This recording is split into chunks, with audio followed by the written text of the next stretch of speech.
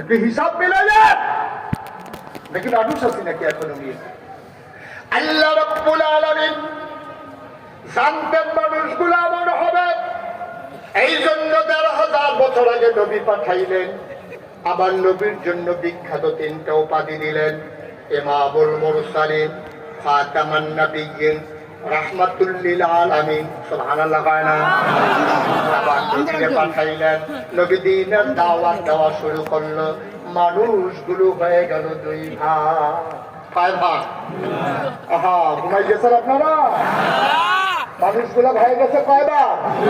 ২ ভাগ। একদল আল্লাহওয়ালা, আরেক দল শয়তানওয়ালা, একদল জান্নাতি, আরেক দল জাহান্নামী, একদল ফেরেশতার চাইতে উত্তম, আরেক দল জানোয়ারের চাইতে খারাপ। ঠিক কিনা?